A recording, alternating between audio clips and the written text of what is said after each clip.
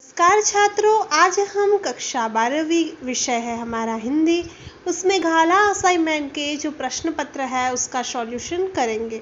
हमने सभी प्रश्न पत्र के विभाग सी के सॉल्यूशन कर दिए। अगर आपने नहीं देखे हो तो नीचे दिया गया डिस्क्रिप्शन बॉक्स है, उसमें उसका लिंक अवेलेबल है। तो आज हम प्रश्न पत्र 3 है उसका सेक्शन ए और बी देखेंगे। तो शुरू करते हैं। निम्नलिखित प्रश्नों के उत्तर दिए गए विकल्पों में से सही विकल्प चुनकर लिखना है। तो पहला है, नमक विभाग के दरोगा के पद पर किसकी नियुक्ति हुई थी? तो आंसर आएगा वंशीधर की हुई थी। दूसरा है, सोमा बुआ का पति क्यों तीर्थवासी हुआ? तो पुत्र की मृत्यु से दुखी होकर वो तीर्थवासी हुआ। उसके बाद में है, बंद रहने के कारण पुराना घर कैसा हो गया? तो बंद रहने के कारण उसका जो पुराना घर था वो जर्जरित हो गया। चौथा है, रेडियम किस प्रजा से दुखी है? तो रेडियम भारतवासी प्रजा है, उससे दुखी है।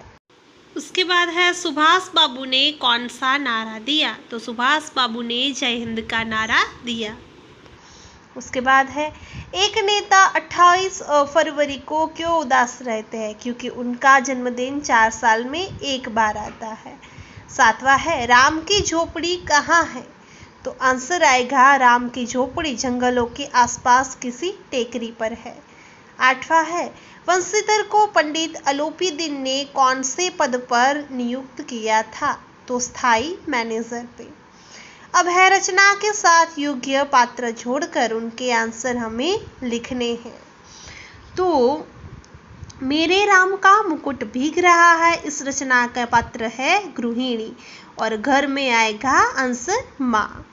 निम्नलिखित प्रश्नों में से एक एक वाक्य में उत्तर लिखने हैं।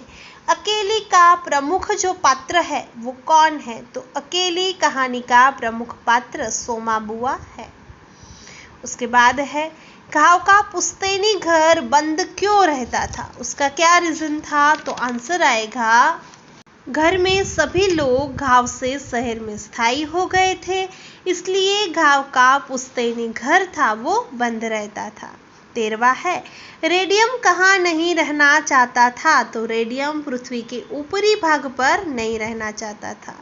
14वां है, सुभाष बाबू किन क्रांतिवादियों के दल में पहुंच गए थे? तो सीआर दास के क्रांतिवादी जो थे उनके दल में पहुंच गए थे।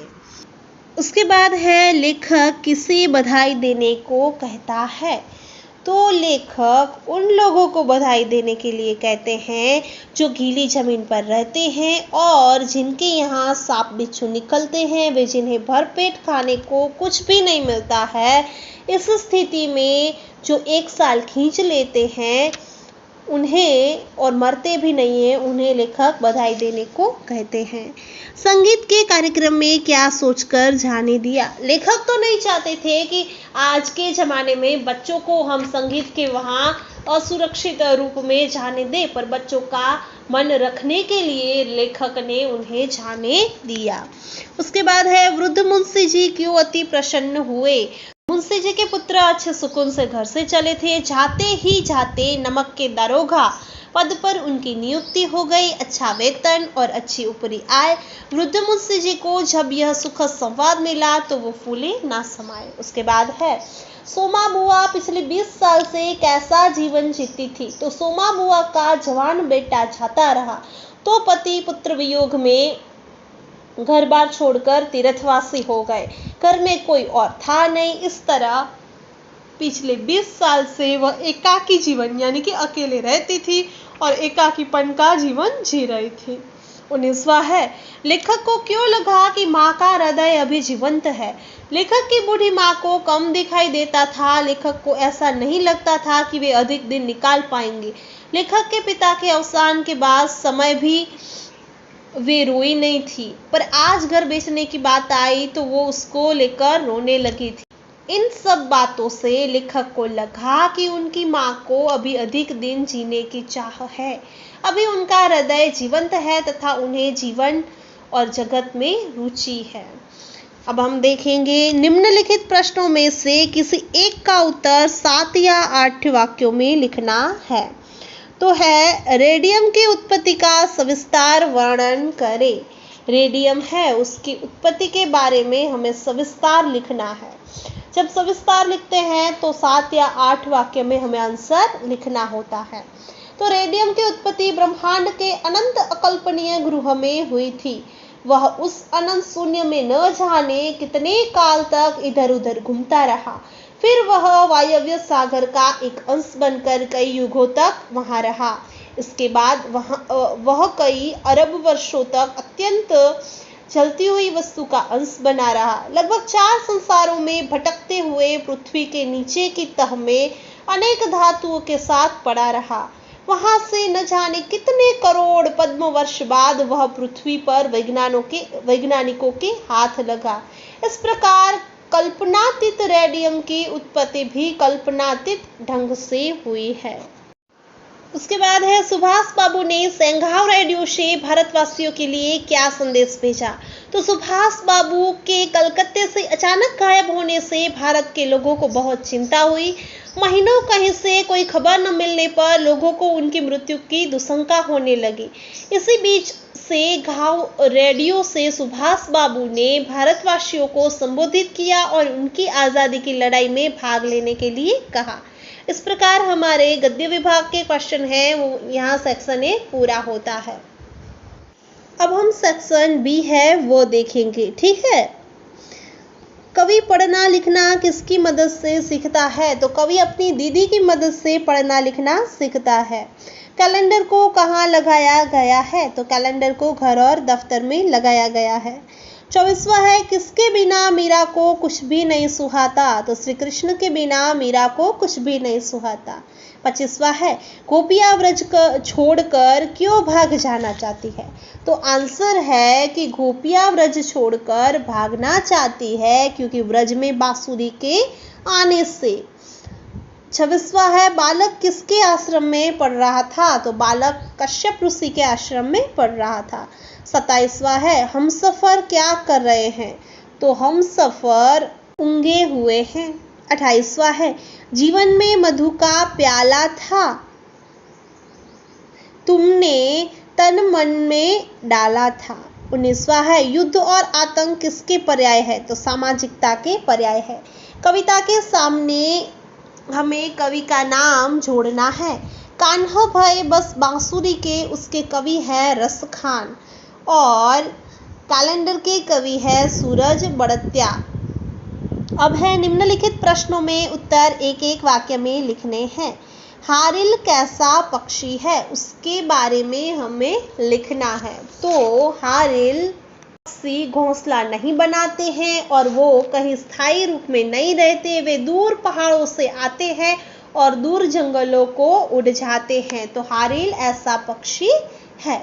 उसके बाद में है घर और दफ्तर में क्या टंगा है। तो घर और दफ्तर में कैलेंडर टंगा है। 34वां है कृष्ण अपने हाथों से क्या छिड़क रहे हैं। तो कृष्ण अपने हाथों से चंदन केसर छिड़क रहे हैं।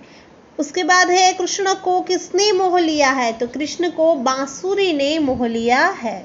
36वां है बालक ने क्रोधित होकर सिंहनी से क्या कहा। जब सिंहनी क्रोध में आकर गरजने लगी तो बालक भरत ने छड़ी तानकर उससे कहा कि यदि मेरे खेल में तुम अड़चन डालोगी तो कभी मार खा जाओगी और मैं तुम्हारे बच्चे को तुम्हें नहीं दूंगा। तो यहाँ से चली जा, भाग जा यहाँ से, ऐसा कहा।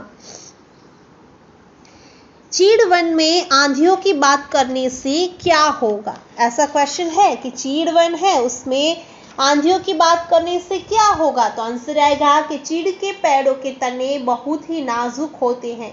वे तेज हवा के झोंके से भी टूटकर गिर सकते हैं।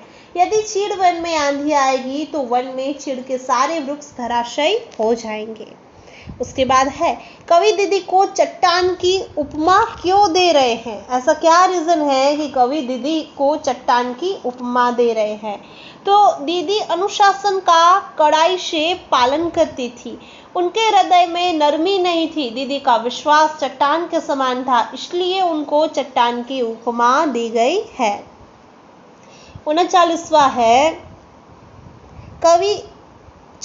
है कवि के जीवन में नएपन का एहसास क्यों नहीं है।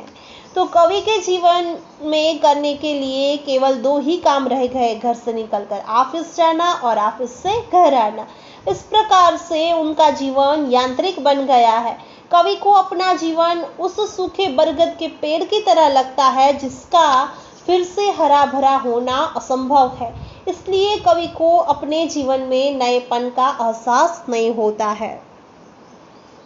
अब है जो बीत गई सो बात गई। कविता द्वारा हमें क्या सीख मिलती है, हम क्या सीखते हैं, उसके बारे में बताना है। तो कवि कहते हैं कि माना कि तुम्हारे जीवन में कोई ऐसा था जो तुम्हें फूल की तरह प्रिय लगता था और तुम उस पर न्यौछावर होते थे।